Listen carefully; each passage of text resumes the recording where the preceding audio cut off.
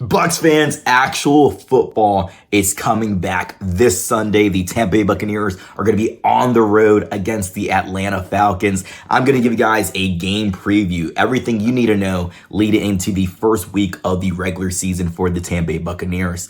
Also, I'm going to give you guys my thoughts on the initial 53-man roster and the players who made the practice squad.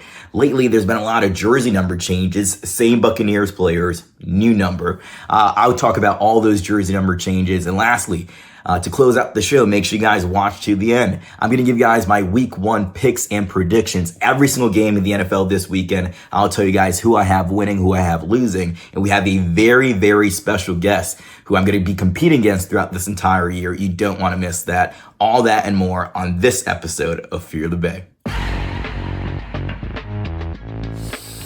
Smell the air. Doesn't the air just smell better? Doesn't life just feel better? It should seem like everything's going better when you're going to have months and months and months on NFL football, meaningful NFL football back on our television screens from this weekend all the way till February in the Super Bowl.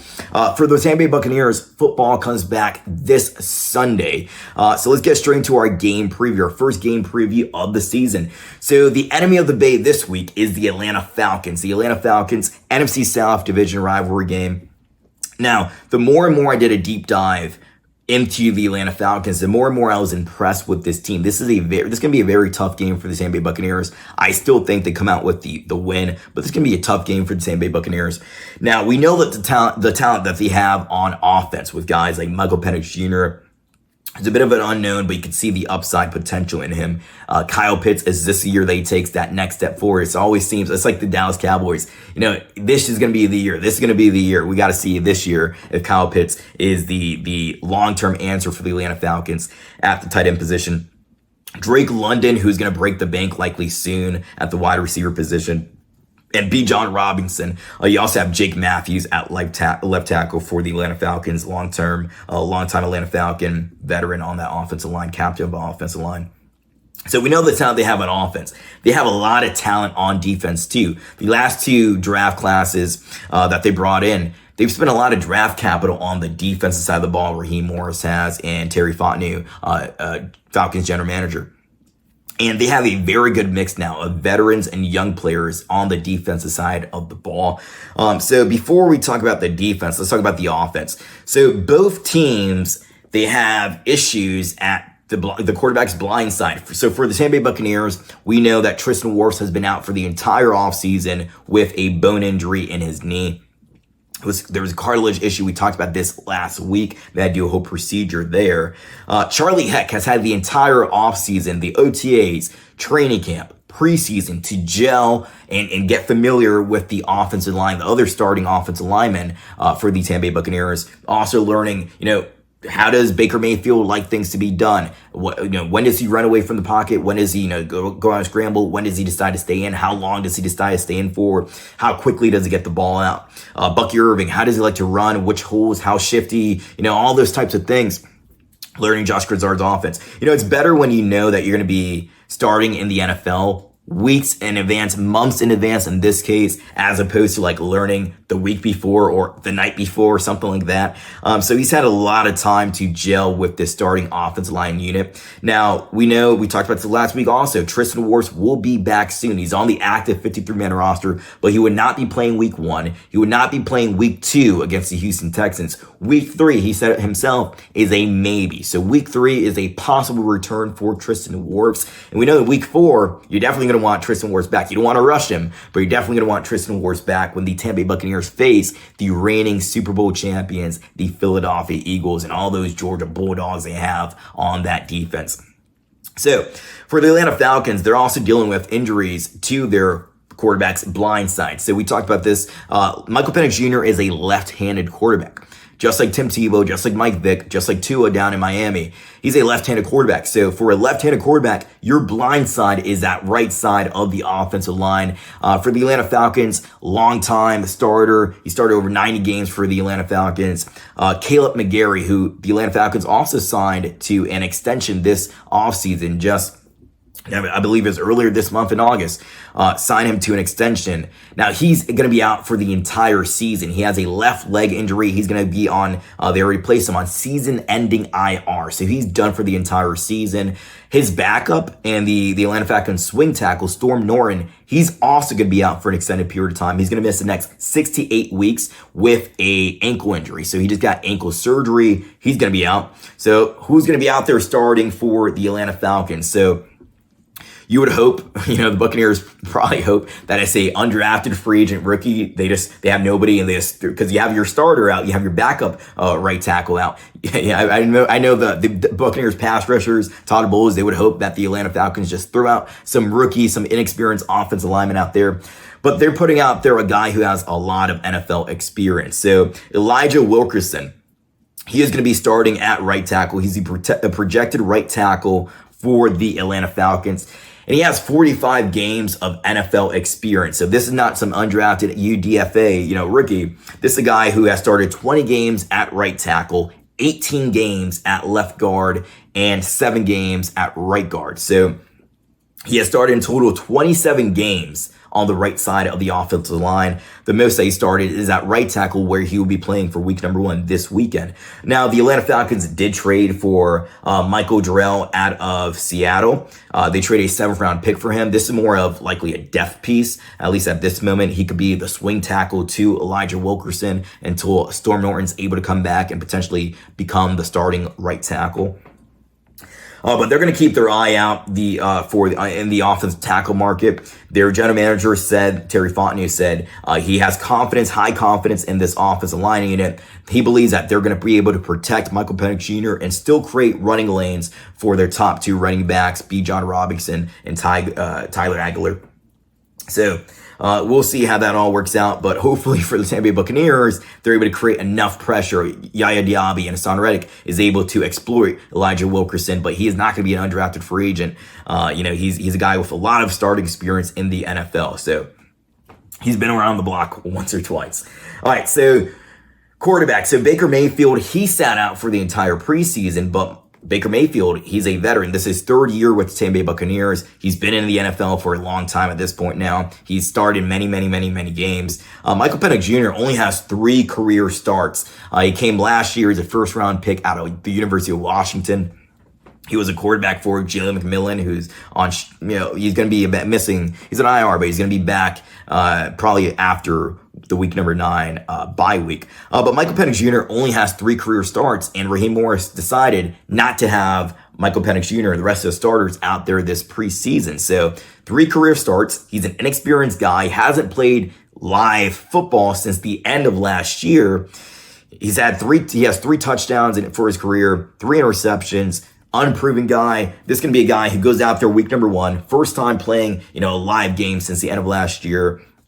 You don't know, it's gonna take some time for him to get the rust off. It's gonna take time for all these guys to get the rust off, but especially an inexperienced quarterback like Michael Penix Jr. Hopefully Todd Bowles can come up with a good enough scheme where they can confuse him with coverage and all these things and stunts on the defensive line. We'll see, but at quarterback, it was the Easton Stick show. He's now on the practice squad.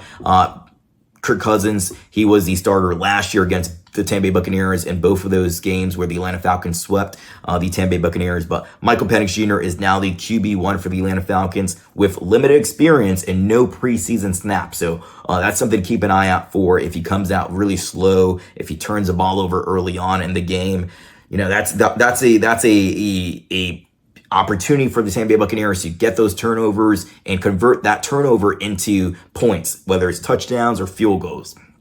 All right, so on defense, the Atlanta Falcons, they brought in 2 edge rushers in the 1st round. James Pierce Jr., who they really like. Terry Fontenot said that he likely had the most reps throughout the entire offseason. This guy who was born to play football, anytime he gets on the field, he just goes. So I'm really interested to see, how does James Pierce Jr. do? Does he have a big impact in week number 1, or is it going to be a guy who slowly throughout the season continues to develop, and he's probably going to play better that 2nd game than he does this 1st game against the Tampa Bay Buccaneers?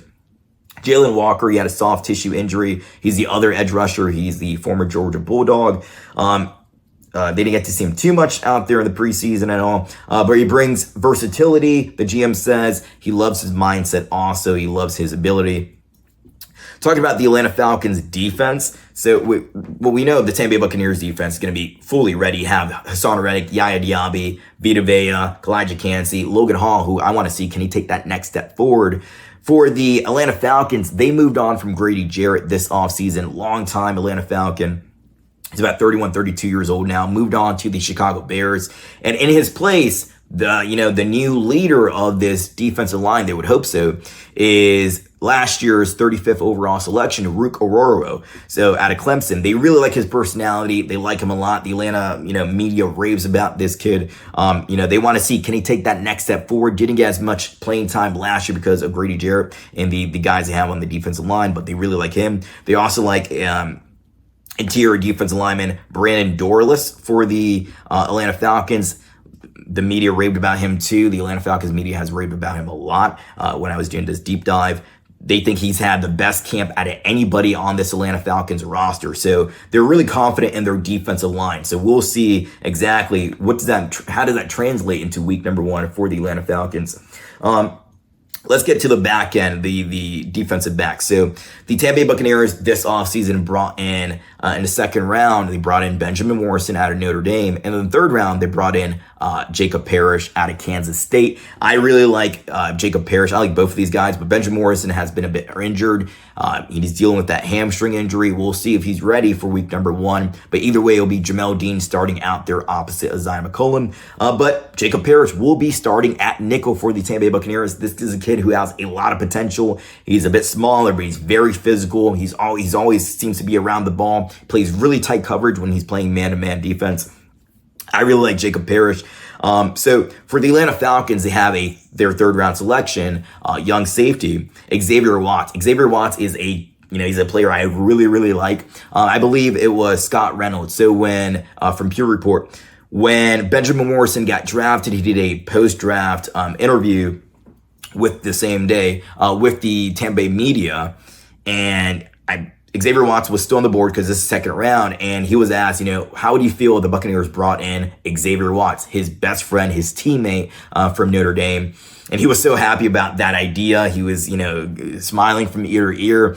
He joked around about if the Tampa Bay Buccaneers brought him in, if they made that dream come true, he will be roommates forever throughout his entire career with Xavier Watts. And he clarified later on by mentioning they'll just have their houses next to each other. So they won't live together. They'll just have their houses next to each other. But Xavier Watts is a pick machine. He led the country in his junior year, I believe, with 7 interceptions. He always seems to be around the ball, forcing not just interceptions, but also forced fumbles, getting to the quarterback when he comes in on blitzes. So he's a guy who I really like. They're going to have him starting opposite of Jesse Bates. So the Buccaneers and the Falcons have 2 really good safety tandems. So the Buccaneers, Antoine Winfield Jr., who I really like, he's finally healthy. He's out there looking like his all-pro self when I got to see him in training camp. He's going to be starting with his new partner, Tyke Smith, who was a nickel for the Buccaneers last year, coming out of Georgia. Now he's back there playing safety. He has to be a better communicator. I know Nick Rapone was talking about him,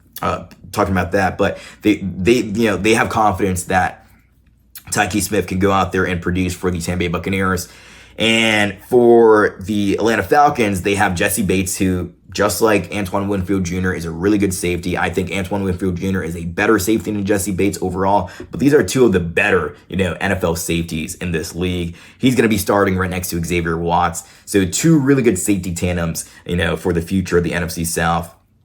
And then for the Atlanta Falcons, they might be out. The big question mark, Darnell Mooney, wide receiver. He's been dealing with a shoulder injury. Raheem Morris said last month he was week to week, but he's still out. So we'll see if he's available for week number 1. If not, it'll be the Drake London show at wide receiver for the Atlanta Falcons, who'll be getting the majority of the targets. But Nick Nash and Chris Blair, both guys who produced heavily in the preseason, they made the 53-man roster. They're going to be out there with Drake London as well. For the Tampa Bay Buccaneers, Cade Otton and the overall receiving game at tight end. Cade Otton is going to be out likely for this game. So Cade Otton is dealing with a leg injury. Todd Bowles revealed that recently. So he's been dealing with a hamstring injury. Now he's dealing with a leg injury that's separate from that hamstring injury. He's going to miss some time, and likely he's probably going to be out for week number 1. We'll see how the week progresses. But what that means for the Buccaneers is that you're going to have Payne Durham and you're going to have Devin Cope out there as your tight end 1, tight end 2.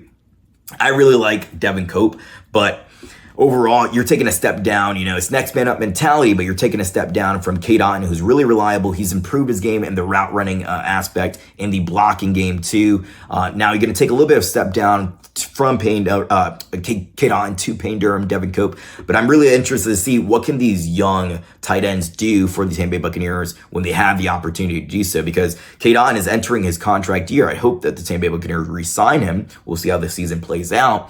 But now you get an opportunity to see how can these young guys, they have another year now under their belt. How can they step up and how can they produce when they get the opportunity to do so? So let's get now to our 3 keys of the week. So the keys for the week for the Tampa Bay Buccaneers to be able to win this week 1 matchup. Bucs fans, want to know how you can help this channel, Fear the Bay, grow and expand?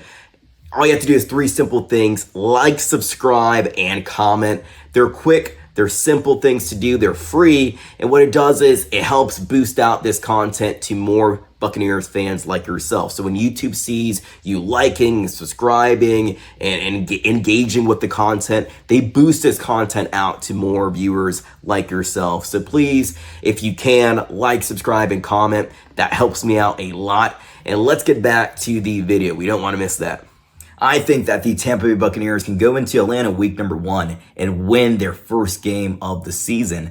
But these are my keys to the game. So if these things happen, this is my road to victory for the Tampa Bay Buccaneers. I think if these things happen, their Tampa Bay Buccaneers are going to come out of that week number 1 matchup and come out with a victory. Start off 1-0 to start off the season. So first up, and the first 2 are about the offensive line versus defensive line. It's all about the trenches.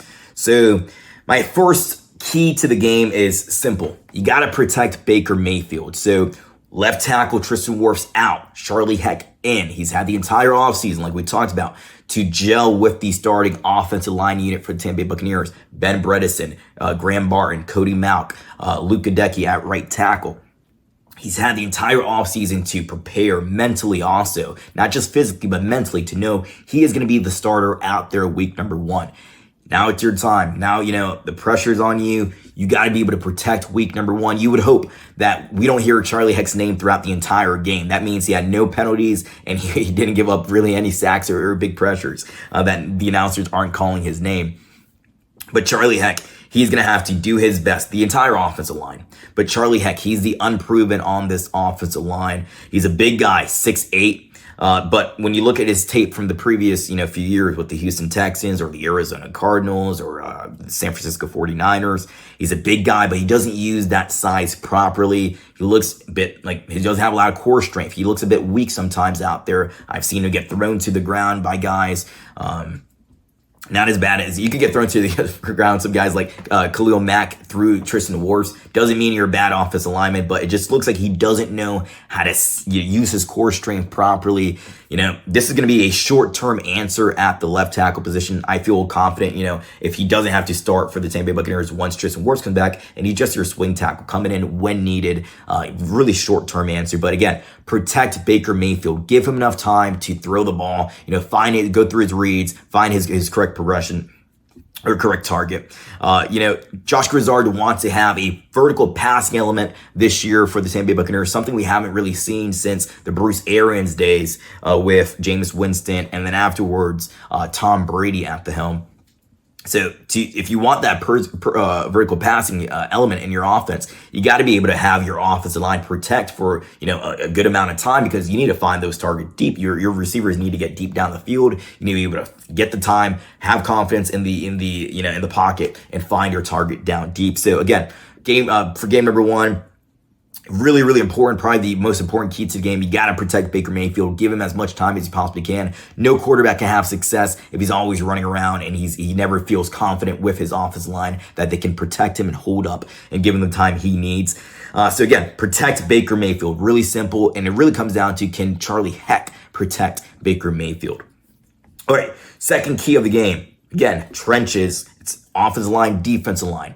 You got to create pressure. You got to sack quarterback Michael Penix Jr. So the left side, that's solidified for the Atlanta Falcons with Jake Matthews. But the right side, it's Elijah Wilkerson, who we talked about. He has 45 career starts, but he's not a starter, okay? He's not a guy who can really go out there and start. He's like Charlie Heck.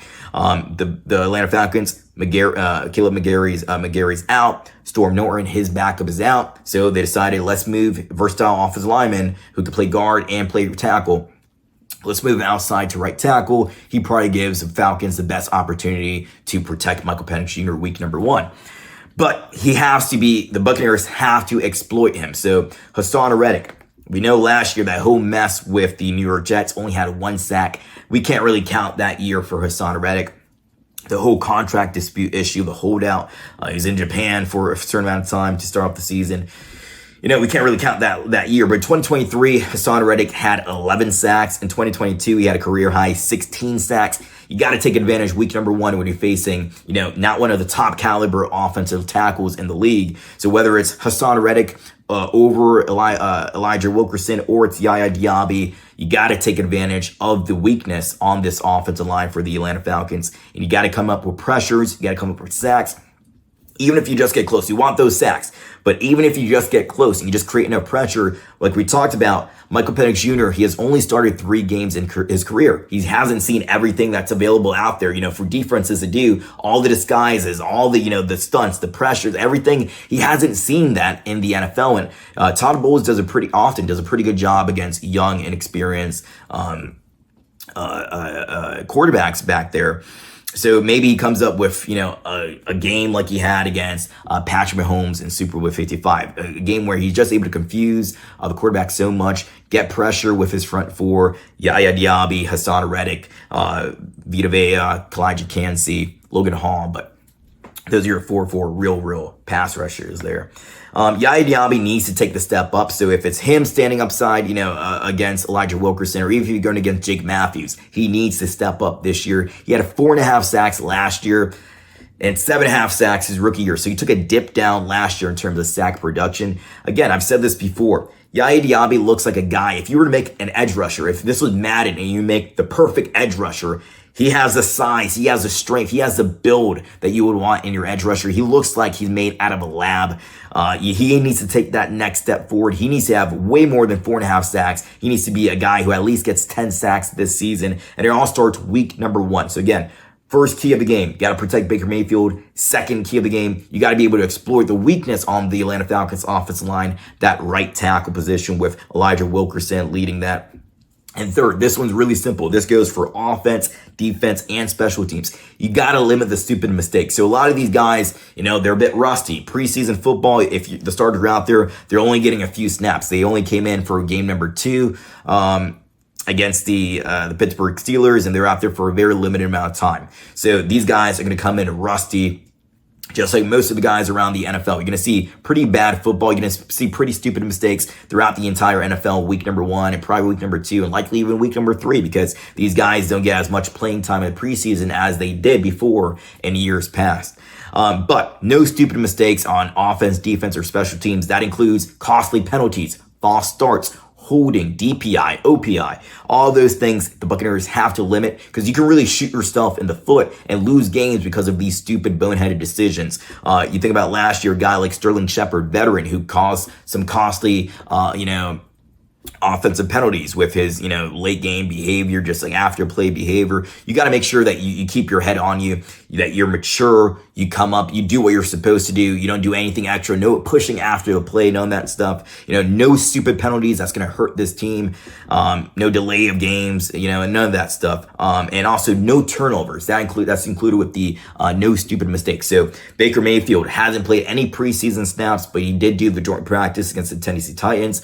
Participated also. He did a really good job in the joint practice against the Pittsburgh Steelers. So those are the key to the game for me. This is the Tampa Bay Buccaneers road to victory. protect Baker Mayfield, get to Michael Penix Jr., the inexperienced quarterback for the Atlanta Falcons, young, 3 starting games. He's only started 3 games in his career. And lastly, no stupid mistakes on offense, defense, or special teams. Try to limit your penalties and make sure you come out week number 1 mostly clean, not just in injuries, but in penalties as well. If the Tampa Bay Buccaneers do those 3 things, I believe they'll come out with a victory week number 1 to start off the season. Now, let's get to our 3 headlines.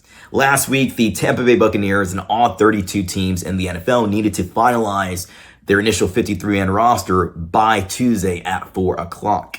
Now, they call it the initial 53-man roster because it's going to change pretty drastically throughout the entire season. Players are going to get hurt, be put on IR, players are going to get released, new players are going to get signed, teams might trade for players. So a lot of changes, a lot of transactions are going to happen throughout the entire NFL, throughout this regular season. So the Buccaneers, they have their initial 53-man roster set. I'm going to give you guys, go through that list real quick, give you guys my thoughts. Going to do it quickly. And also the practice squad. Tell you guys about my thoughts on some of the players that the Buccaneers have now on their practice squad. Some new faces as well to the practice squad. All right. So besides players, there was no real big surprises in terms of cuts for the Tampa Bay Buccaneers. Besides Kyle Trask, he was the biggest surprise at the quarterback position being cut. So the Buccaneers decided to go with Baker Mayfield and as his QB2, Teddy Bridgewater. Gives you more experience. He brings a wealth of knowledge, experience, career starts in the NFL.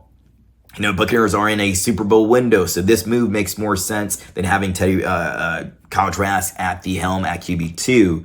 So, I thought the Tampa Bay Buccaneers were going to find a way to keep all 3, have Kyle Trask as the QB2, have Teddy Bridgewater on the practice squad, and just elevate him throughout the season. But then, you have injuries to like the backup quarterback and with the Las Vegas Raiders, and you have other things happen throughout the NFL as well, where if Teddy Bridgewater was available, was another team going to go out there? I'm sure he had a big amount of interest throughout the other teams in the NFL looking for a veteran quarterback who they can rely on and fill in if their starting quarterback gets injured. So it would have been a bit risky having Teddy Bridgewater out there. So the Buccaneers probably took that, heavily into consideration, and they kept Baker Mayfield and Teddy Bridgewater as their 2 only quarterbacks on the initial 53-man roster.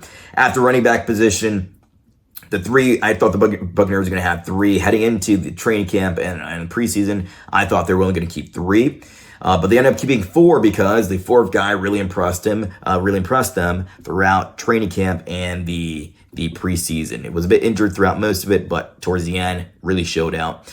So you have Bucky Irving, of course. You have Rachaad White, his final year, and you have Sean Tucker. So those are your 3, top 3 running backs. But then also the Buccaneers decided to keep Josh Williams. He is the undrafted free agent rookie out of LSU. When Jason Light was on the Pewter Report podcast, he had stated that Josh Williams, this young rookie, is going to turn some heads throughout preseason, and he definitely did that, especially in the return game, the kick return game for the Tampa Bay Buccaneers.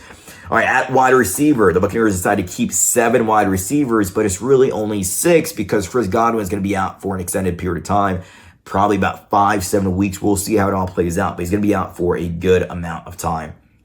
But he counts against the 53-man roster because he is off the PUP list. All right, so you have Mike Evans, of course, Chris Godwin, Emeka Egbuka, who's going to be playing in the slot, taking that Chris Godwin role. There was a picture that Emeka Egbuka shared on Instagram, and he's walking onto the field, the practice field, and Chris Godwin has his arm over him. It's really good that Emeka Egbuka has 2 great veterans in that room who can mentor him, especially Chris Godwin. We're talking about Mike Evans, Chris Godwin, but especially Chris Godwin, who plays that position, who's inside the slot, knows ins and outs. There's no better guy to learn from than Chris Godwin. And I'm really glad that Emeka Egbuka has that veteran, presence, has that guy who any question he has, he stated this before, any question he has, Chris Godwin is right there to lend a helping hand. So Tez Johnson, Sterling Shepard, Ryan Miller, who showed out during the preseason, and Cameron Johnson, who had a few drops in that final game of the preseason. Bit iffy whether he was going to be able to be on the 53-man roster, but in the return game, had a big 57-yard kick return. The Buccaneers decided to keep him on the active 53. All right, tight end, no changes there. Auden Durham, Cope, Keith. On the offensive line, the Buccaneers decided to keep 8, but really 7 because Tristan Wirfs would not be in play at least for the first 2 games of the season. So you have Wirfs, you have Ben Bredesen, Graham Barton, who I want to see, does he take that next step forward this season? Cody Mauch, you have Luka Decky, Charlie Heck, who's going to be filling in at left tackle for Tristan Wirfs. You have Elijah Klein, who is the second string starter center for this team. Also very versatile, can play really anywhere you put him on the offensive line. And their true outside backup right now, while Charlie Heck is starting, is Ben Chigawama. Raw, he has talent, he has upside, but a really raw player because he only has really 1 year of football experience, outside of what's going on now. So 1 year of real, true, full year of college football experience. All right, on the defensive side, they decided to keep 5 defensive linemen. You have Vita Vea, Kalijah Cansey, Logan Hall, Greg Gaines, and you have Elijah Roberts. If Vita Vea goes down, his backup nose tackle is Greg Gaines. The Buccaneers decided to move on from Desmond Watson. I don't think he would have made the 53-man roster to begin with. But the question was, do you keep him on the practice squad? They decided to move on from him fully. Todd Bowles said they're going to circle back on him possibly, in the future and see where he's at. See, did he get his weight down? See where his health is at. But we'll talk about a player that the Buccaneers brought on the practice squad who probably has a bit more upside than Desmond Watson. So outside linebackers, you have Yaya Diaby, Hassan Reddick, your 2 starters. Then behind them, because you don't have David Walker anymore, it's a bit iffy at the depth. So Chris Braswell had 1.5 sacks last year. You hope that he could take that next step forward, but, he just hasn't shown it throughout the preseason. Going up against second, third, fourth string offensive linemen, can't really produce, had 1 sack, but that was about it. Anthony Nelson, who I really like, he's dependable. However, you don't want him starting, multiple games if Hassan Reddick and Yaya Diaby goes out. I don't think his upside is extremely high. I think his ceiling and his floor is pretty much the same. He's going to give you production, but not overly good production, and he's going to give you, what you need to survive for limited amount of play. Marquise Watts, they decided to keep him for special teams and as that 5th outside linebacker. In the inside linebacker room, the Buccaneers decided to keep Lavonte David, of course, who's likely in his last year also. Servassier Dennis, he stayed healthy throughout the entire offseason. You hope that continues into the regular season. He can rush the passer. He's done that in blitzing at the University of Pittsburgh.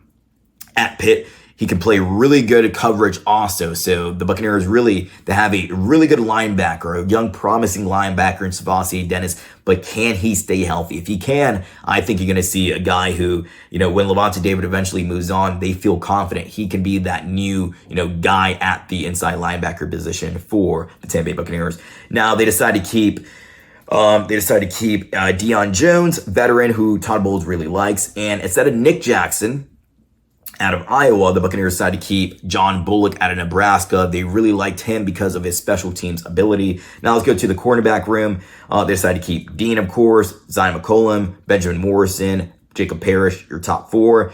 Kendall Vildor, who really impressed me this offseason because I thought coming in he was just going to be a special teams guy. But he has shown throughout training camp and preseason that he can produce for you on defense if you need him to come in.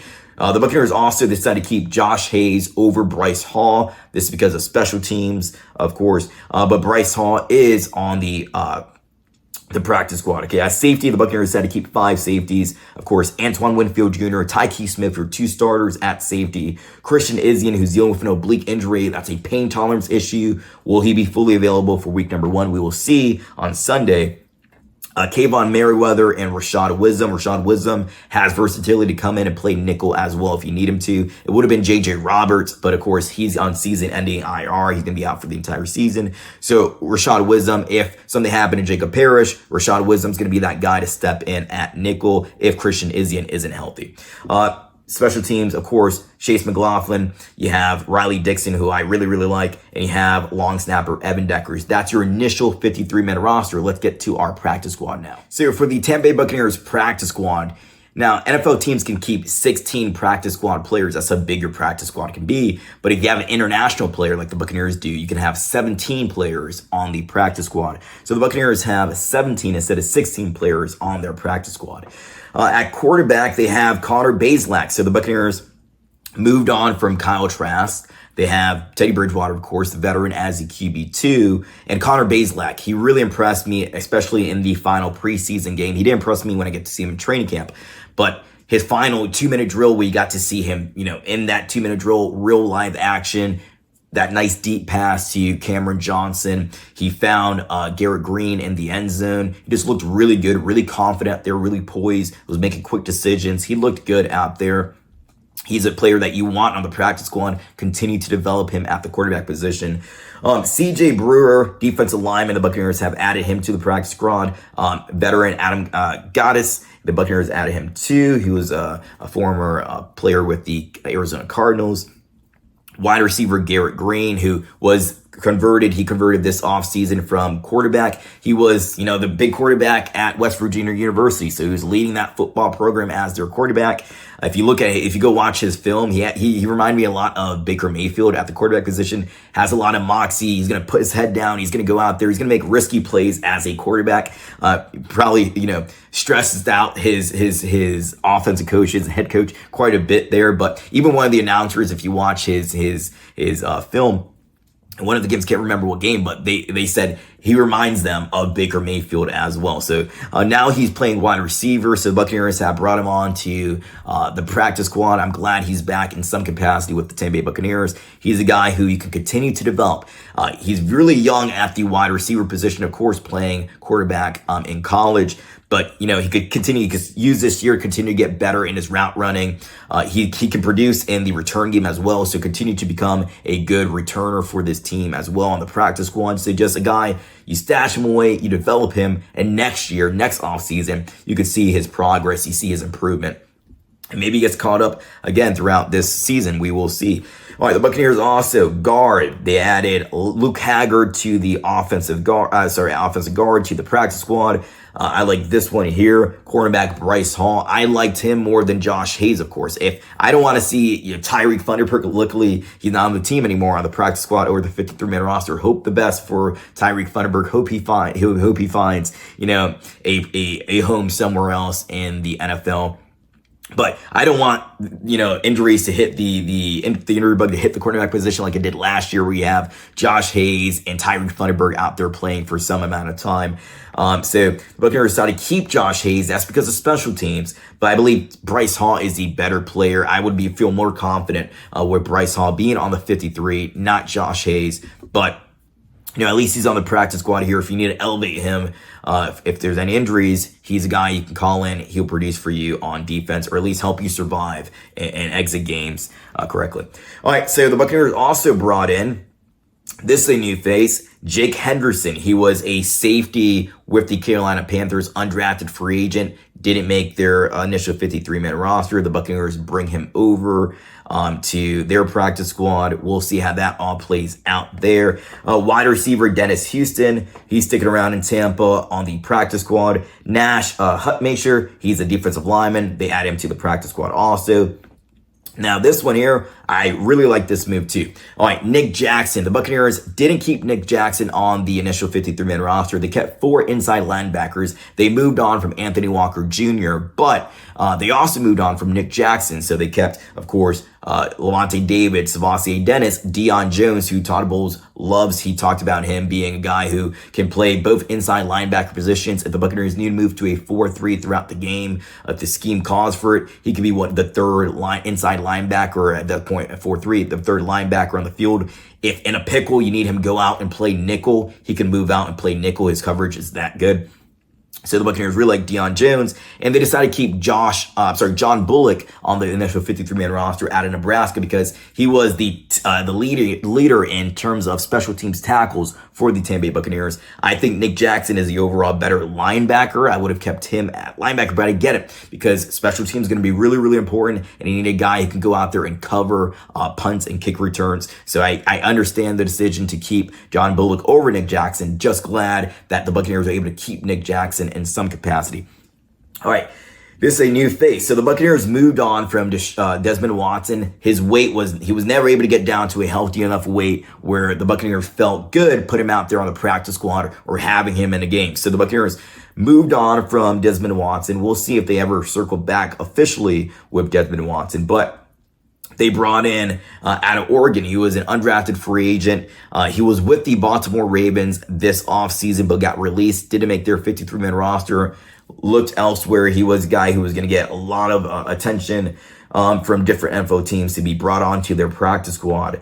So Jason Jones out of Oregon.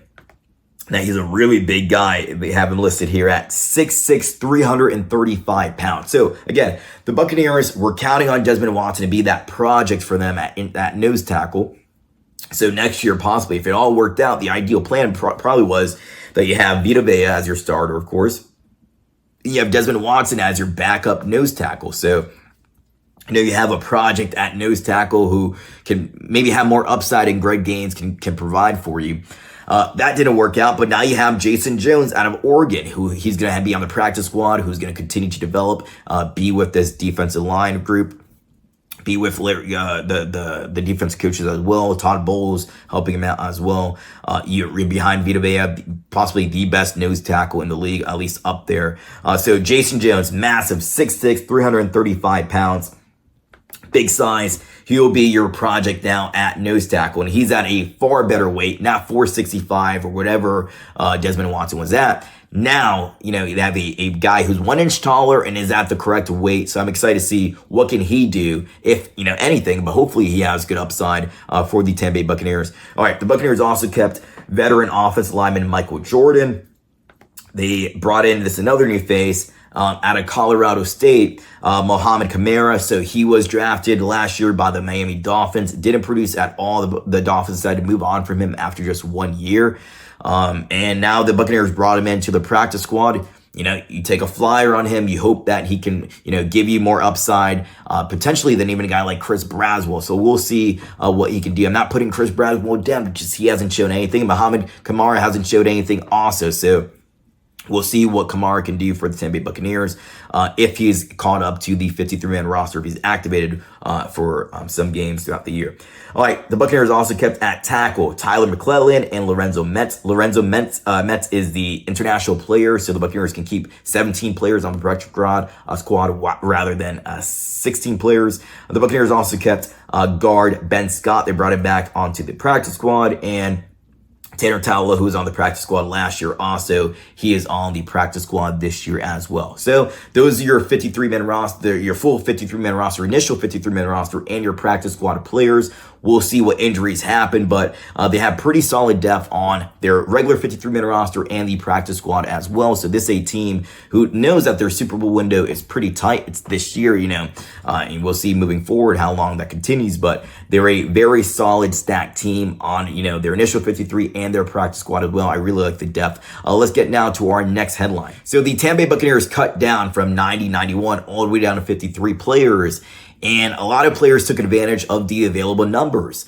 So these were broken down. I have a whole list of the player jersey number changes. And these are broken by very early on Saturday morning by @NFL_jersey_num. So go follow that account on X and on Instagram. They were the first to report all of these jersey number changes. Let's start. There are so many changes also real quick that it reminded me of when some of the Gravediggers the 1 year decided to change their numbers. For example, like Carlton Davis III changed from 33 to 24, taking that Kobe Bryant number.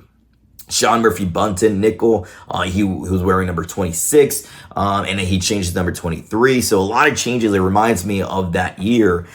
Teddy Bridgewater, start for Teddy Bridgewater. So Teddy Bridgewater moves his number. He was wearing 16 this offseason with the Tampa Bay Buccaneers. He changes his number to number 10. So this was previously worn by Trey Palmer. Since then, wide receiver Trey Palmer has been waived. He was picked up by the New Orleans Saints. He played college at LSU, so he's a Louisiana guy. Trey Palmer, now he gets his passes thrown to him by Tyler Chuck and Spencer Rattler. Pretty big drop off if you ask me. So Teddy Bridgewater moves from 16 to number 10. 10 is his new number. At Louisville, he wore number 5, so it's not his college number. He has worn 10 in the NFL. So he's worn 5 in the NFL, 10, 12, 17, and for a short time, 50 with the Detroit Lions. But now he's back at number 10 that he also wore with the Lions. for some time. Josh Williams, the undrafted free agent out of LSU, he moved back to his college number. You're going to see that's a pretty big theme with all these jersey number changes, or the majority of them. Josh Williams moves from 37 to 18. So he wore 18 at LSU. He's going to wear 18 now for the Tampa Bay Buccaneers. Is that fourth running back for the Tampa Bay Buccaneers. At wide receiver, Emeka Egbuka, the first round draft pick. Hopefully you didn't order a Emeka Egbuka jersey just yet, because he moved his number. He changed his number from number 9 to number 2. So 2 became available once the Buccaneers decided to move on from Kyle Trask. That is the number he wore at Ohio State. He goes back now to that number 2 jersey. Tez Johnson, he was wearing that 83. Anytime a player wears number 83, it just automatically reminds me of Vincent Jackson. For me, 83 is Vincent Jackson, that number.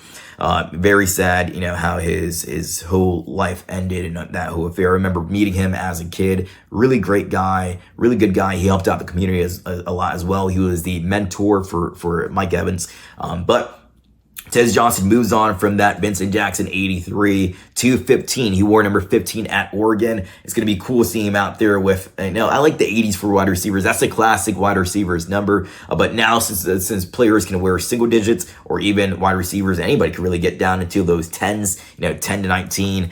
It's real cool to see him, out there. He's going to be a really shifty player. Again, every time you give the ball, it looks like a punt return out there. So he's back out there in his college number 15. His Instagram is Tasmania15. So he really likes that number. It's a number that's close to him. And it's a number, again, he wore in college, just like with Josh Williams, just like Emeka Egbuka, now with Tez Johnson. So a guy changing his number from the number he wore in college to a new number is Riley Dixon, punter Riley Dixon. I think I'm the leader of the Riley Dixon fan club. I'm a big fan of Riley Dixon. Anytime I got to see him early on training camp when he was punting those balls, boom, it just goes up in the air. So much power, so much height. It feels like it stays there for some amount of time, giving the special teams, the coverage team for the Buccaneers time to get down the field, and just comes down. He's a really nice punter, really good. I like his game. I think the Buccaneers, again, have found their answer at the punter position. In college, he wore number 92, and the entire offseason this year, he's been wearing number 92, formerly worn by William Golston of the Tampa Bay Buccaneers. 92 looks weird on a punter. I get it in college. That's what he wore in college as a walk-on. It looks weird in the NFL, but he was finding a way to pull it off. But he's going to move now from 92 to Emeka Egbuka's number 9. So Emeka Egbuka was wearing number 9, but since he's moving out to number 2, that number becomes available. And so Riley Dixon is going to start wearing number 9 for the Tampa Bay Buccaneers. The only jersey change that wasn't reported was the Jalen McMillan jersey change. So this one is not confirmed. We don't know the exact number he's going to be wearing, but since Tez Johnson is wearing number 15, formerly worn by Jalen McMillan has to pick a new number. So I'm sure he gave up his number before, and that's why it was available. But Jalen McMillan is going to likely wear number 11, which he wore at the University of Washington. It was worn by Michael Pratt. Remember, Michael Pratt had a lower back injury, didn't work out with the Tampa Bay Buccaneers, was injured. He was going to be the guy competing with Kyle Trask. That was the original thought by the Buccaneers front office coaches. Just didn't get the opportunity to do so. But Jalen McMillan likely will wear number 11, not confirmed, but likely will be wearing number 11 for the Tampa Bay Buccaneers, his old NFL jersey, old college number with the University of Washington. Lastly, Greg Allman pointed this out. So Anthony Walker Jr. was released by the Tampa Bay Buccaneers. He had a tryout with the Indianapolis Colts. But he was wearing number 3. It was worn last year by Jordan Whitehead, this year by Anthony Walker Jr.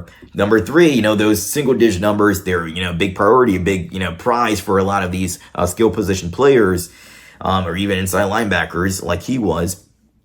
Who's going to pick up that number 3 is going to be interesting to see throughout the year. But I would preserve it for a guy who would look cool. You can make jersey sales off of that player.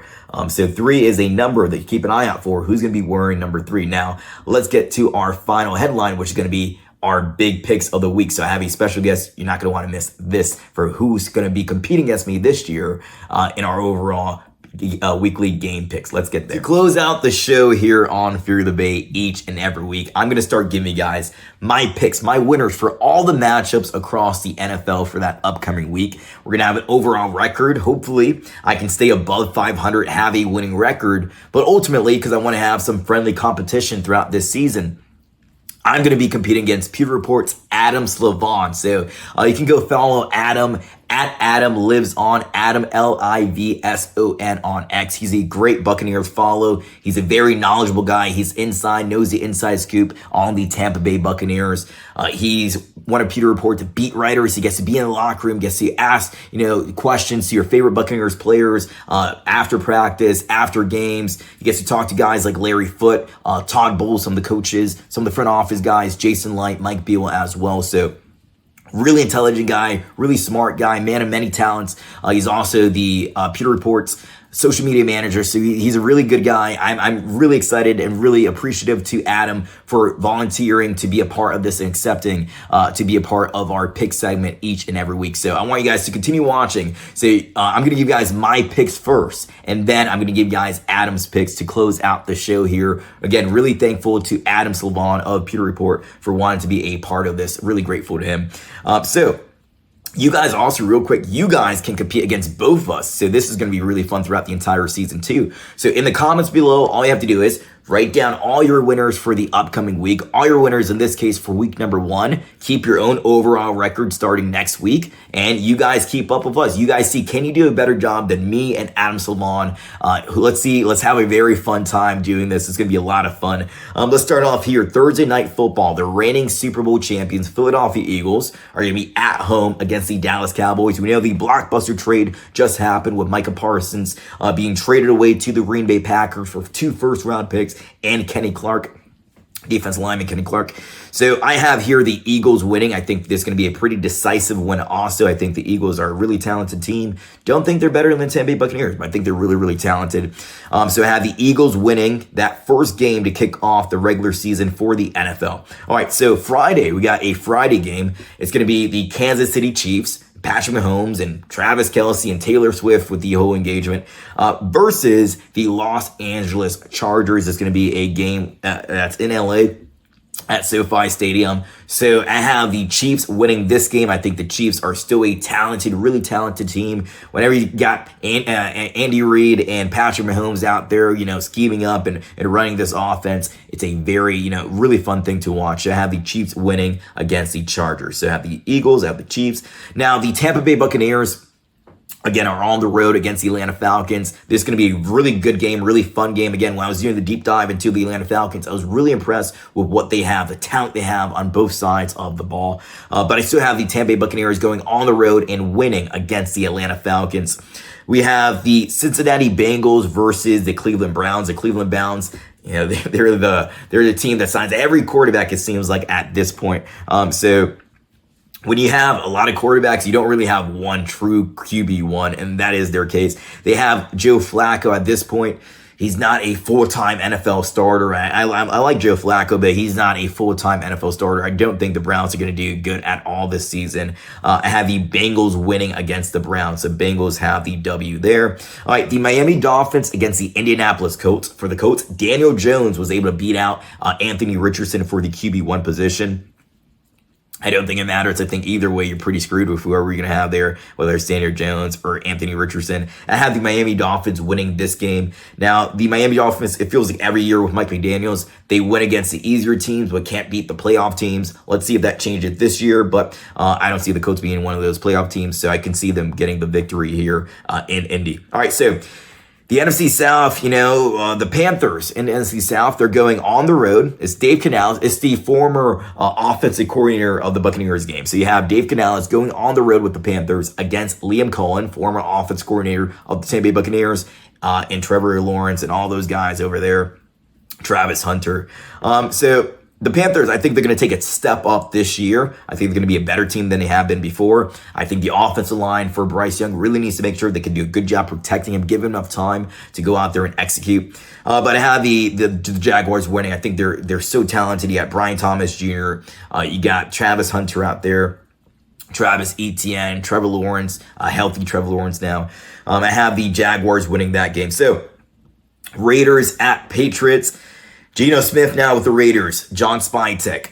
You got You got Pete Carroll as the head coach against Drake May, Mike Vrabel as the head coach of the Patriots. You got Stephon Diggs over there as well. Carlton Davis, former Tampa Bay Buccaneer, is now with the Patriots. I have this is a tough one because I think they're pretty even here. It's in, man, this is a tough one here. I'm going to go with my gut. I'm going to go with the Raiders here. I'm going to go with the Raiders over the Patriots. So the Raiders come out week number 1 with a victory.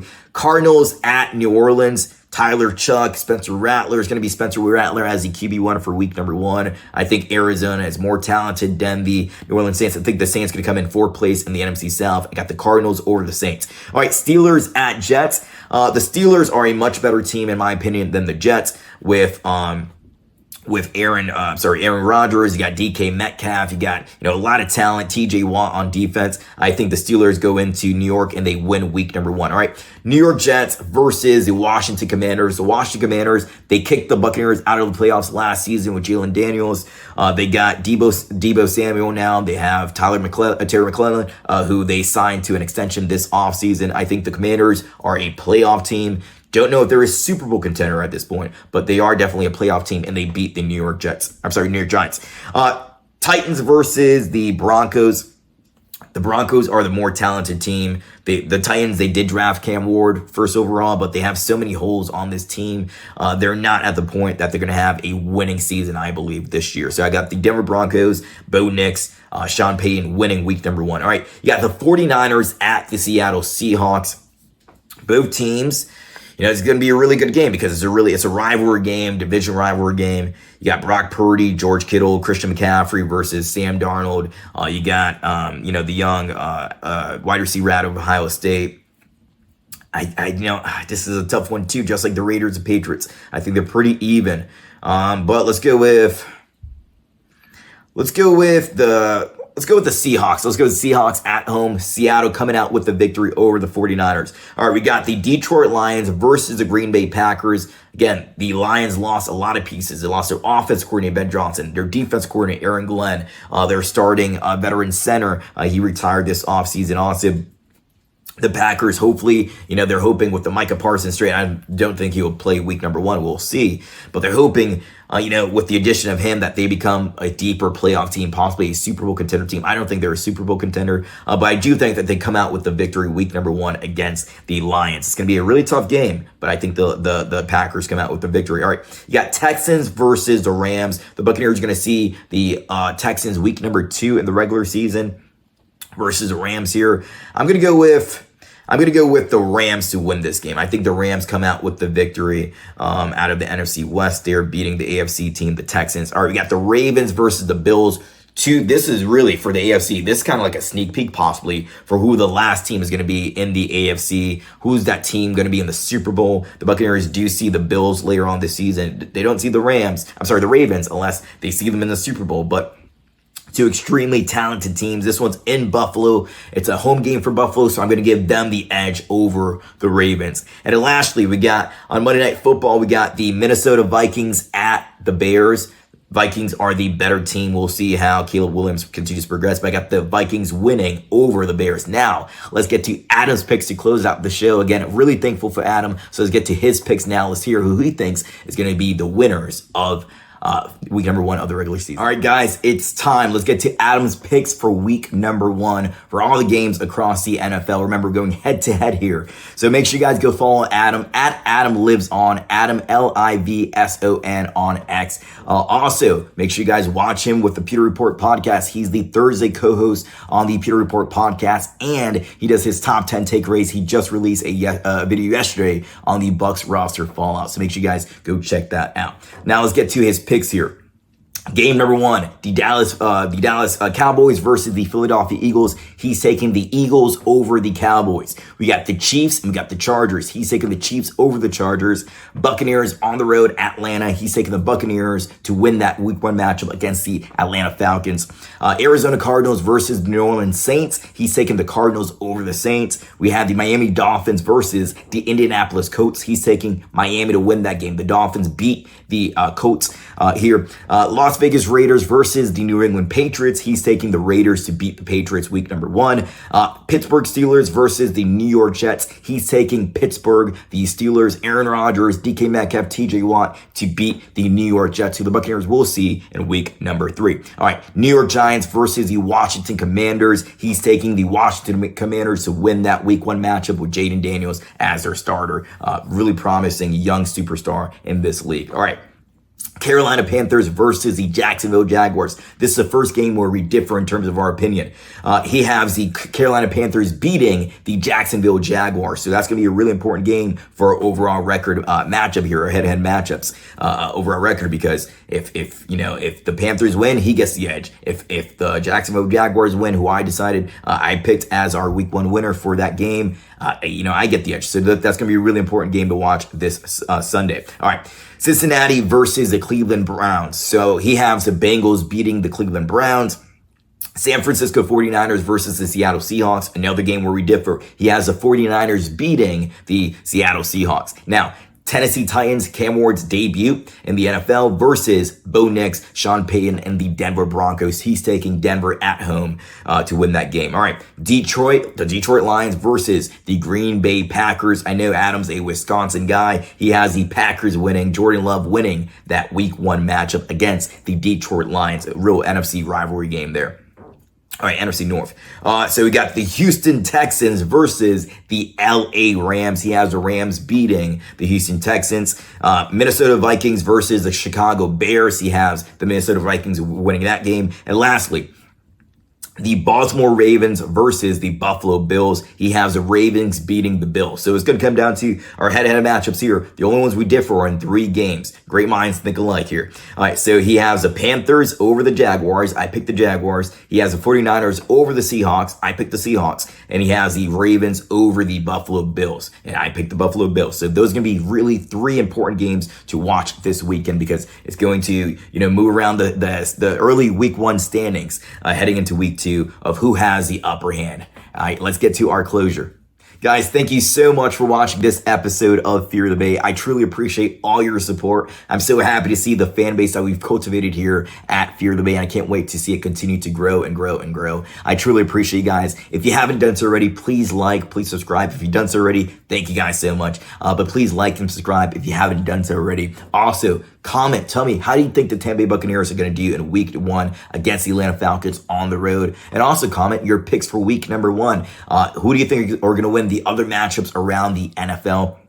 Keep an overall record for yourself too, so you can go against me and Adam throughout the entire season, guys. Quick update before we head out. So, Jalen McMillan, his number has been confirmed.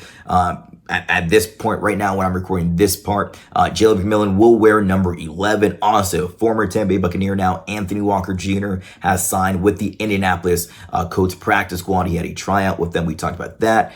Now he has signed officially with their practice squad. Also, in terms of practice, the Buccaneers practice today. K-Dotton, who was dealing with the leg injury, he was back out there at practice today. Sean Tucker and Anthony Nelson were back at practice today also. And then Tyke Smith practiced as well, and the people who are out, the Buccaneers players who were out, Benjamin Morrison, who's still up for grabs, whether he's going to be able to play week number 1 or not. Todd Bowles says Josh Hayes, and also Christian Izien, who's dealing with the oblique injury, which is a pain tolerance issue that Todd Bowles talked about recently as well. So again, K-Don, Sean Tucker, Anthony Nelson, Tyke Smith out there practicing today, and Benjamin Morrison, Josh Hayes, Christian Izien were out today in practice. We'll see how the week continues. Also for the Atlanta Falcons, wide receiver Darnell Mooney, who we talked about also, he returned to practice recently as well. So those are your injury updates before we close out the show, guys. I'm your host, Daniel Morales. Thank you guys so much again for watching. I truly appreciate you guys. I'm your host, Daniel Morales, signing out. Bye-bye.